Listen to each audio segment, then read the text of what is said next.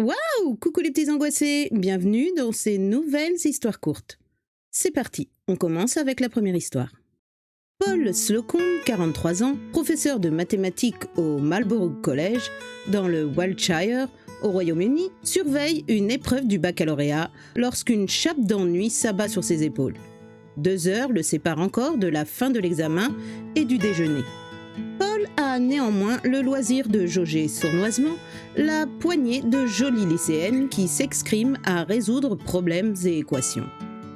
Il scrute leur charmant minois et bientôt une idée folle enflamme son cerveau fatigué. Sans hésiter, il tire de son sac un ordinateur portable et le branche machinalement sur la prise qui traîne sur son bureau. Il actionne ensuite le lecteur de DVD incorporé et se renverse sur le dossier de son siège.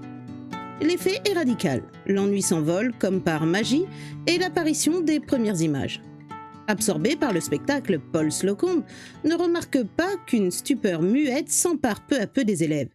Il n'entend pas davantage un murmure lourd de réprobation enflé autour de lui. Seul le cri suraigu d'une lycéenne parvient à l'extraire de sa béatitude. Ce n'est que lorsque le proviseur du collège surgit dans la pièce et arrache le fil de l'ordinateur que le professeur comprend enfin qu'en reliant distraitement sa machine au câble du vidéoprojecteur placé derrière lui, il a fait profiter sur écran géant les adolescents du film pornographique dont il s'est délecté. En recevant blâme et lettres de licenciement, il comprendra plus tard qu'à travers le système de vidéo interne, 700 élèves supplémentaires garderont un souvenir brûlant de leur examen. Allez, c'est parti pour l'histoire numéro 2.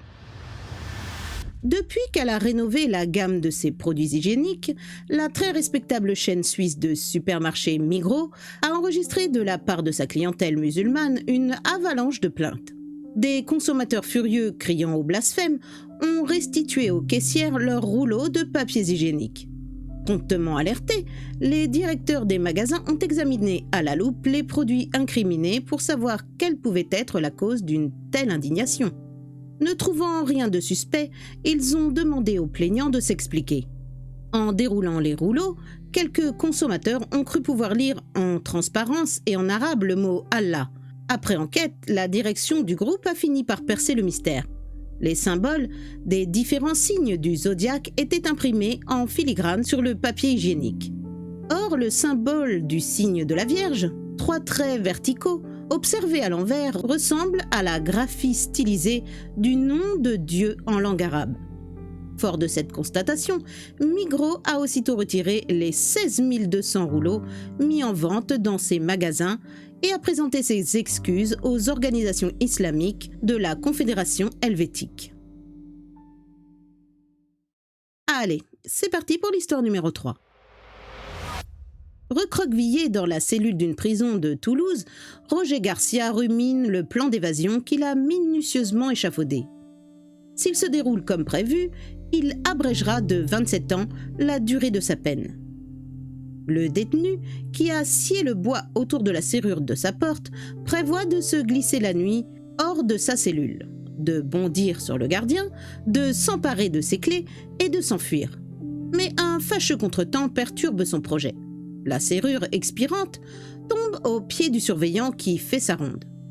Furieux de sa maladresse, Roger le bouscule, dégringole 2 étages, sort du bâtiment, escalade les 4 mètres du mur d'enceinte, enjambe le barbelé sous le tir nourri des sentinelles qui le ratent, s'attaque à la seconde enceinte, haute de 6 mètres, et s'évanouit dans la nature. Navré de l'incivilité de son client, son avocat, maître Pierre le Bonjour, a déclaré le lendemain à la police « Garcia a toujours eu un mauvais caractère. Quand il a vu que son évasion allait échouer, il a quitté la prison sans réfléchir. » C'est parti pour la 4e et dernière histoire. Pour échapper au camp de rééducation, Richard Van Pham, un Vietnamien, a fui son pays et s'est réfugié aux États-Unis depuis 1976. Il vit heureux à bord de son voilier de 7 mètres, le Long Beach, en Californie. Au début de l'année, il part naviguer le long de la côte. Mais une tempête brise son mât et sa radio tombe en panne. Au prix d'efforts surhumains, Van Pham parvient à survivre en récoltant l'eau de pluie et en pêchant. Après 6 mois d'errance, à bout de force, Il aperçoit enfin ce qu'il prend pour les infrastructures d'un garde-côte.